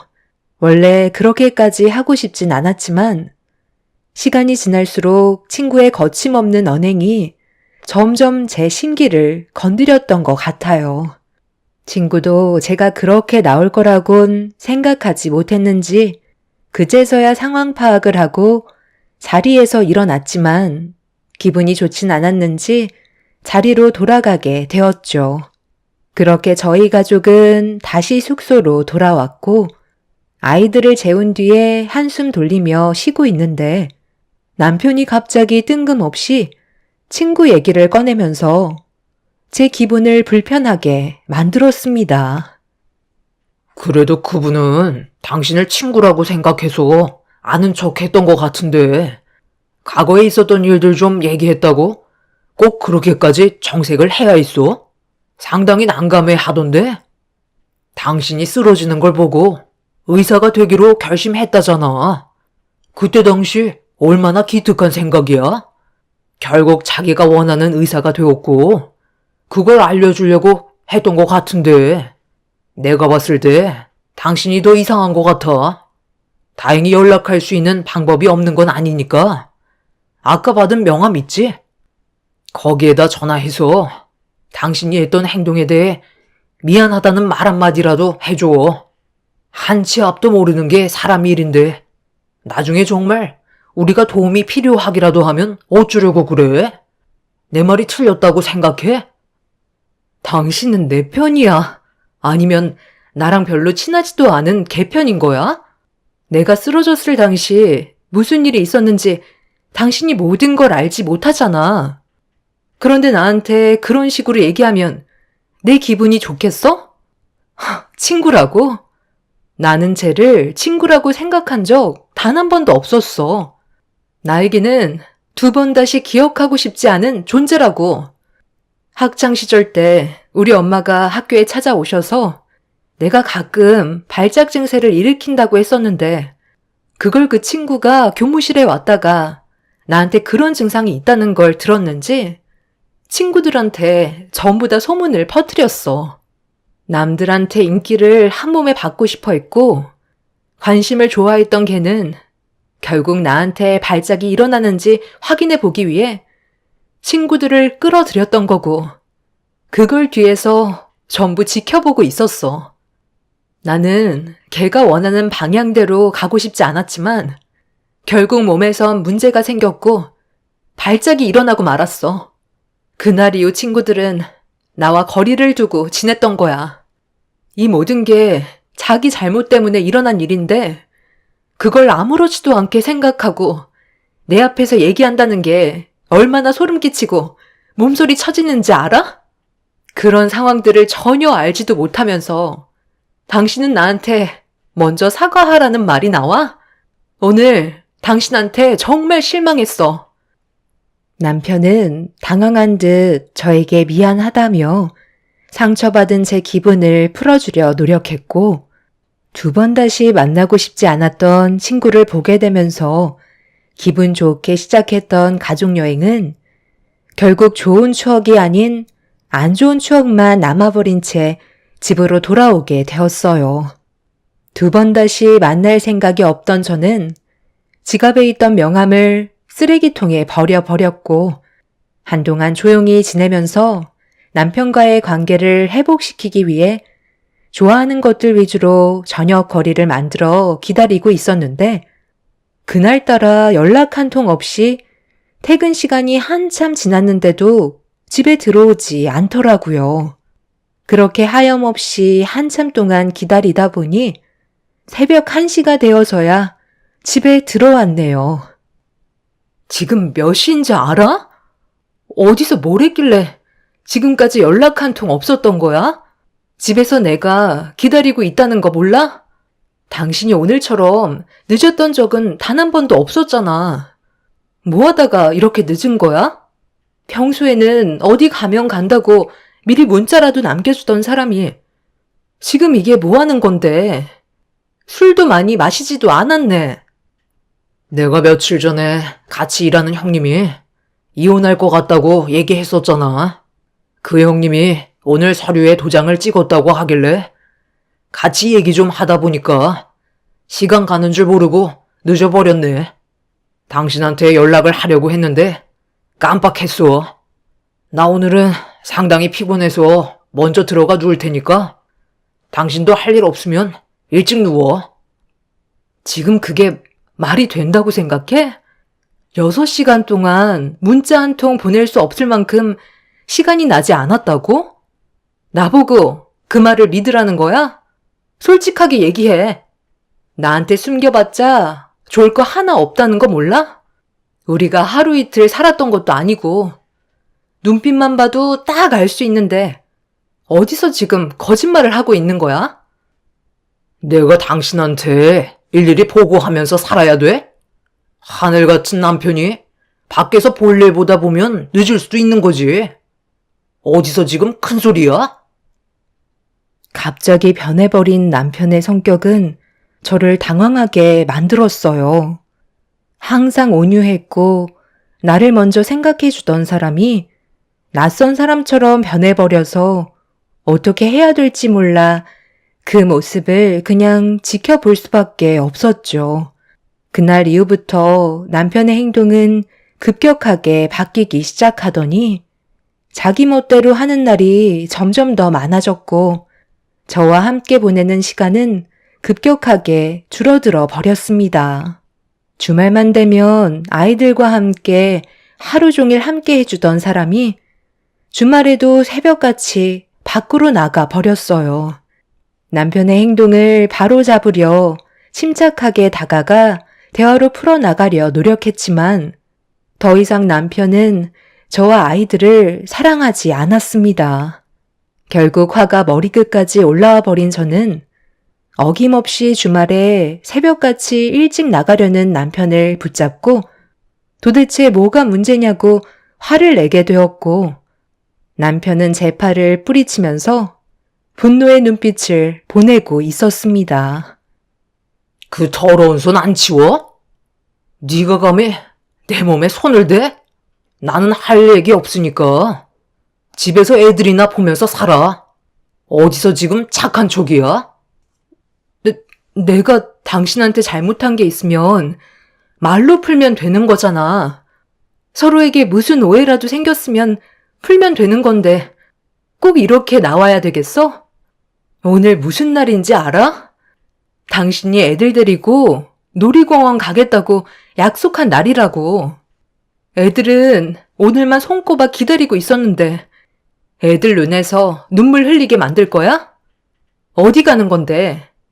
답답하게 이러지 말고 제발 당신이 나한테 감정 상한 게 있으면 솔직하게 털어놓으면 안 돼?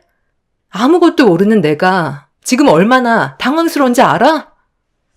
남편은 저를 경멸하듯 노려보며 대화조차 섞고 싶지 않다며 저를 밀친 뒤에 문을 박차며 밖으로 나가버렸어요.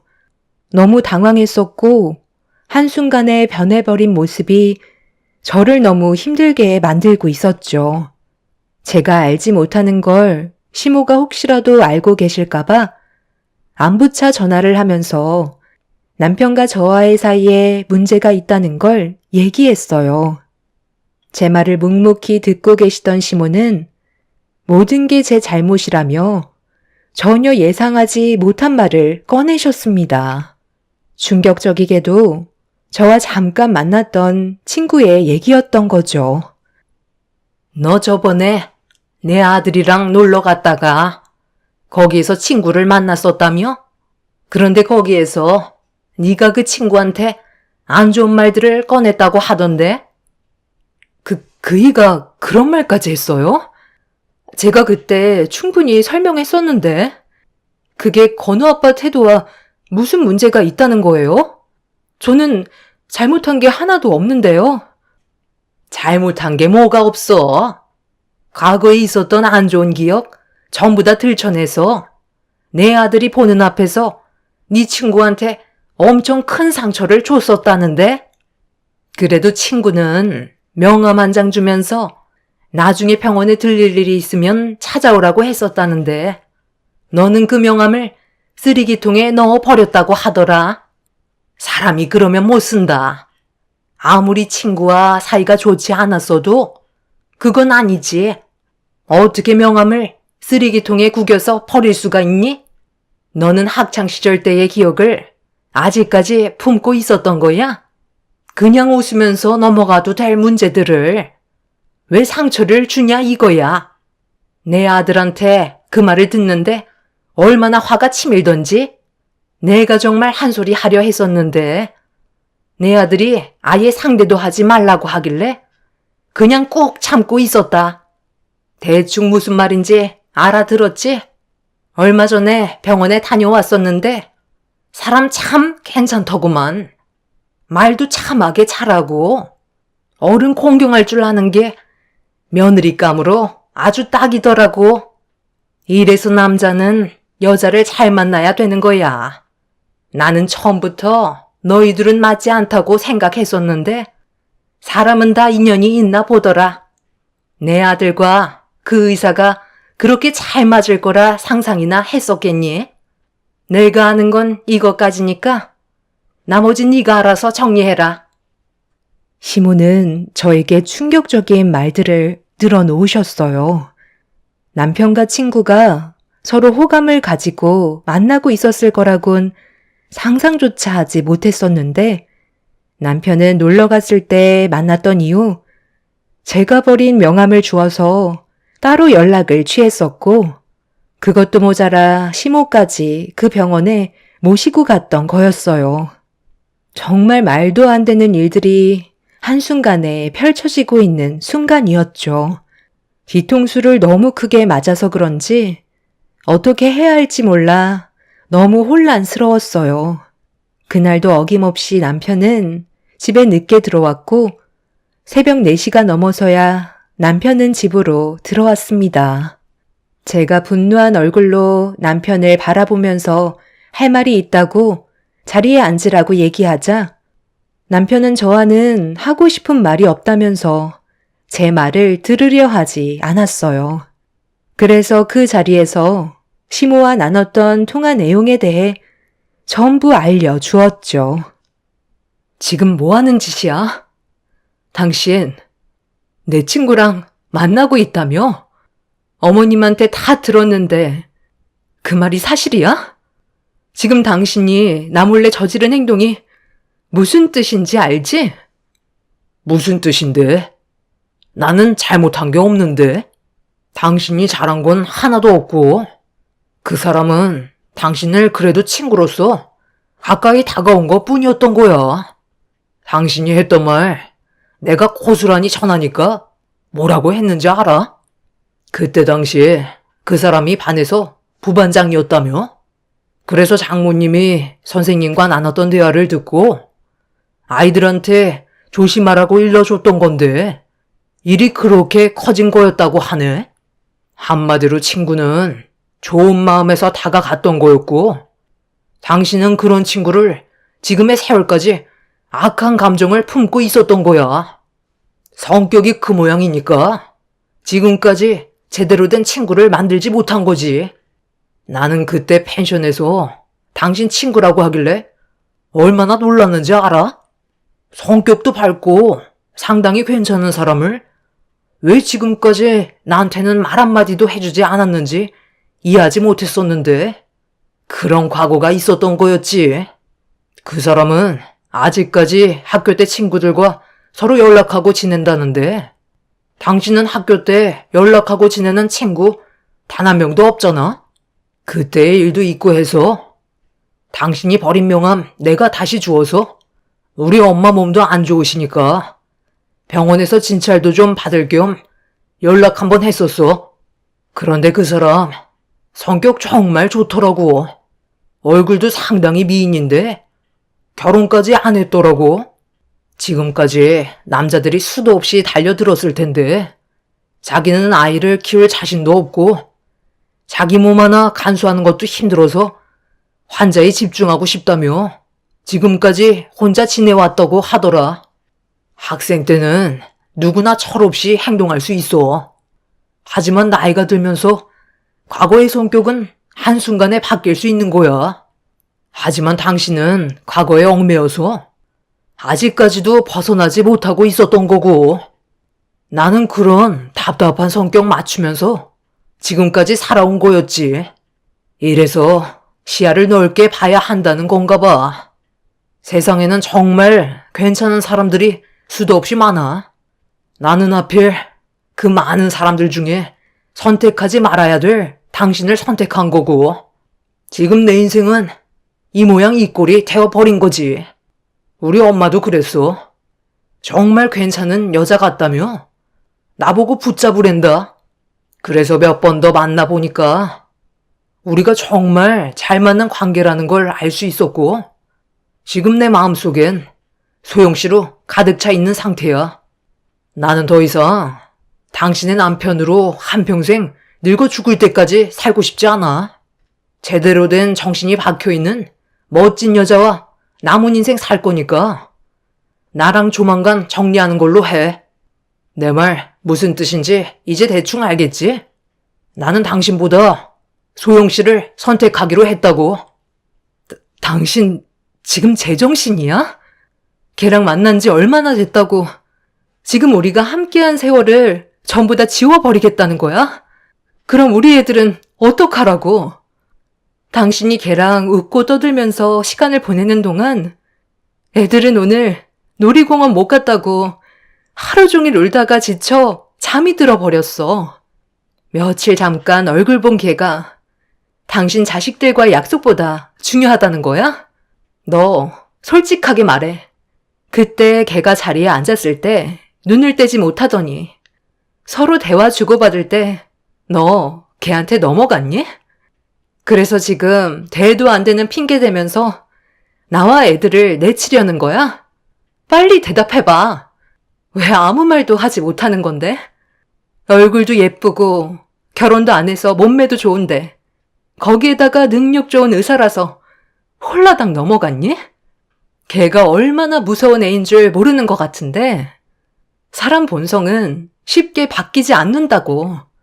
한 번은 봐줄 테니까 이제 그만하고 정신 차려. 내 가슴이 찢어질 만큼 상처를 받았어도 아이들 때문에 참고 이번만큼은 넘어갈 테니까 다시 제자리 잡으라고.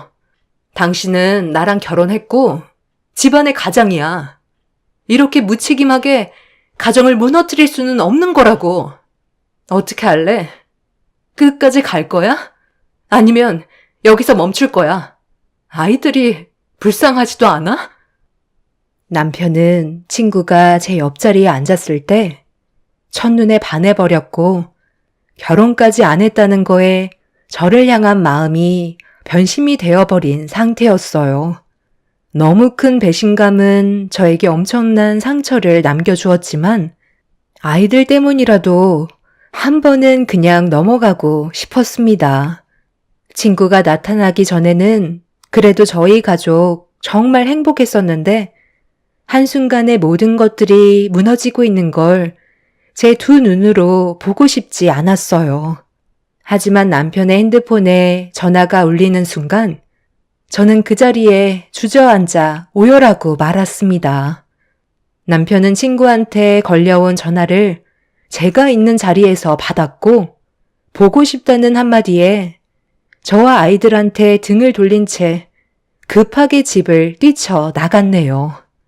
힘들게 이끌어온 가정을 한순간에 무너져 내리는 걸 더 이상 지켜만 볼 수 없었던 저는 친구가 다니는 병원을 기억해 다음날 그곳으로 향했습니다. 그리고 친구와 대화를 할 수 있는 시간이 만들어질 때까지 한참 동안 기다리고 있었고 점심시간이 되어서야 제 앞에 나타난 친구는 아무렇지도 않은 듯 저를 대하고 있었어요. 지금 뭐 하자는 거야? 남의 가정을 가지고 노니까 기분이 좋니? 이만하면 됐잖아. 이제 그만하고 제자리로 돌려놔. 내가 너한테 뭘 잘못했니? 네가 나한테 잘못한 건 하나도 없어. 하필 내가 여행 간 그곳에 네가 나타났던 것뿐이고 너희 남편이 내 미모에 반해서 헤어나오지 못하는 것뿐인데 네가 잘못한 게 뭐가 있겠어? 나는 아무것도 하지 않았어. 그냥 잠깐 인사만 주고받으려 했던 것뿐인데 너한테 명함 한 장 줬는데 너희 남편이 갑자기 나한테 전화를 한 거야. 나도 처음에는 좀 당황스럽긴 했었는데 자기 엄마가 몸이 불편해서 내시경 예약 좀 잡아달라고 하길래 한번 내원하라고 했었지. 그렇게 두 번째 만난 자리가 나는 무슨 선자리인 줄 알았다니까? 너희 남편이 이것저것 전부 물어보는데 내가 뭐 하는 건가 싶더라고. 그런데 네가 펜션에서 있을 때 했던 말이 갑자기 떠오르면서 기분이 확 나빠지는 거야. 그래서 이 사람들 좀 데리고 놀면 좋을 것 같다는 생각이 들더라고. 나는 잘못한 게 없는데 욕을 먹었으니까 갚아주고 싶었고 너희 남편은 결국 내 매력에서 빠져나오지 못하고 있는 상태지. 상간녀 소송이라도 하게? 그런다고 뭐가 달라지니? 결국 너는 더 많은 걸 잃었을 텐데. 이제 그만해. 이쯤 했으면 됐잖아. 너는 지금도 그 성격 못 버리는구나. 학창시절 때도 한 사람만 몰아가다가 결국 걔가 해선 안 될 선택을 해서 네가 전학까지 가게 된 거였는데 아직까지 그때의 버릇을 지우지 못한 거야? 네가 내 남편한테 거짓말까지 했더라. 부반장이라서 걱정되는 마음에 친구들한테 알려준 거라고? 네가 주축으로 친구들을 데리고 선동했잖아. 그래서 내가 발작을 했던 거고 너는 내가 거품 물고 쓰러지는 걸 보면서 웃고 즐겼었어. 나는 그때의 기억을 지금까지 지우지 못하고 있었다고. 우리 서로 얼굴 안 보고 살아도 되는 거잖아. 여기까지만 하자. 그럼 각자 조용히 살아갈 수 있는 거야. 이거 미안해서 어쩌지? 나도 정이라는 게 있는지 너희 남편과 함께 있는 시간이 꽤 오래돼서 그런지 벌써 정이 들어버렸네. 꽤 매력 있는 사람이더라고. 그래서 그냥 쉽게 놓아줄 수는 없을 것 같아. 그거 알아? 나 이번에 휴가 냈는데 너희 어머님이 그 사람이랑 같이 제주도 여행 다녀오라고 여행 스케줄을 잡아주셨더라고. 그게 무슨 뜻이겠어? 나를 벌써 며느리로 받아들인다는 거야. 나 제주도는 여러 번 가봤지만 우도는 시간이 없어서 못 가봤거든. 그런데 어머님이 내 마음을 읽으셨는지 우도 여행 계획까지 전부 다 잡아주셨어. 내가 볼 땐 네가 들어올 수 있는 공간은 이제 없는 것 같은데? 그냥 애들이랑 남은 인생 열심히 살아. 저는 친구의 마지막 한마디에 화가 치밀어 올라 뺨에 손을 올려붙이고 말았어요.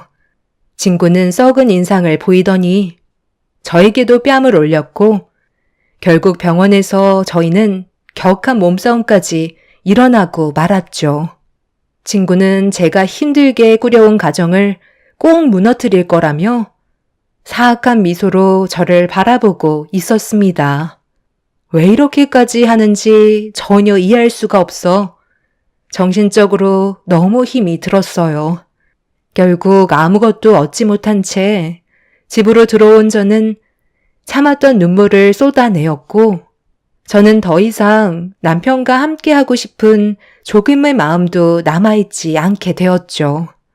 정상적인 가정이라면 시모가 뜯어 말려야 하는 게 맞는 건데 오히려 두 사람이 잘 될 수 있게 제주도 여행을 보내줬다는 거에 너무 화가 나서 왜 이렇게까지 하셨는지 전화를 해서 물어보았어요. 시모는 저에게 한치의 고민도 없이 바로 대답을 해 주셨죠. 지금 나한테 전화해서 그걸 질문이라고 물어본 거니? 너랑 내 아들은 서로 맞지 않아서 지금까지 불만이 많았었는데 최근에서야 서로 맞는 짝을 찾았는데 이번 기회를 놓치기 전에 서둘러 기회를 잡아야 되지 않겠어? 어차피 내 아들도 너를 더 이상 사랑하고 있지 않잖아. 그냥 현실을 받아들이고 뒤로 물러나면 되는 거야. 그러니까 어머님이 직접 나서신 건 저와 그이가 이혼을 하길 바라서 그렇게 하신 거네요. 지금 걔가 어떤 마음으로 접근했는지 아세요? 저희 가정을 무너뜨리려고 일부러 접근한 거라고요. 그리고 어머님이랑 그이가 넘어간 것뿐이고요. 보기 좋은 떡이라고 해서 다 같은 좋은 떡은 아니에요. 그런 말이 어딨니? 의사 며느리면 게임 끝난 거지. 너는 내세울 거 하나 없는 지극히 평범한 여자잖아. 얼굴도 별로, 몸매도 축 처져서 별로. 딱 하나 잘하는 거 있네. 애들은 엄청 아끼고 잘 돌보니까 앞으로 그런 쪽으로 직업을 알아보는 것도 나쁘지 않을 것 같네. 그럼 내 아들 없어도 먹고 살 수는 있겠어? 더는 대화가 통하지 않았고 제 말에는 이미 귀를 닫아버린 상태였어요. 결국 제가 남편한테 제자리로 돌아와 달라고 사정을 하고 애원했지만 저희는 끝내 이혼을 선택하고 말았죠. 결국 친구는 저희 가정을 무너뜨리게 되었고 제가 할 수 있는 건 소송밖에 없었습니다. 친구는 눈 하나 깜빡하지 않고 위자료를 주겠다는 생각을 가지고 있는 것 같아 보였어요. 잘 사는 집안일수록 남의 가정을 우습게 하는 그런 친구가 언젠가는 꼭 벌을 받길 간절히 바랬고 저는 남편한테 정신적인 문제들과 이혼 미자료 그리고 양육수당 등 여러 가지 청구 소송을 진행했고 친구한테는 상간녀 위자료 소송을 진행했습니다. 저희 부모님께서도 갑작스럽게 벌어진 일에 대해 상당한 충격을 받으셨지만 이미 돌이킬 수 없는 결과로 진행이 되었기에 현실을 받아들일 수밖에 없었죠. 그렇게 남편 없이 아이들과 함께 살아온 시간이 어느덧 석 달의 숙려 기간이 지나 완전히 남남이 되어버렸고 정식적으로 더 이상 법적으로 가족이 아닌 상태로 한 달의 시간이 더 지났습니다. 그런데 갑자기 남편이 저희 부모님 집에 찾아와서 동네가 떠나갈 정도로 저를 애타게 부르며 원래대로 돌리자며 빌기 시작했어요. 갑자기 나타나선 뭐 하자는 거야?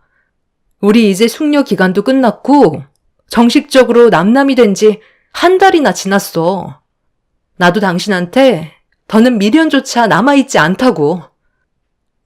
여보, 내가 정말 미안했어. 다 내 잘못이야.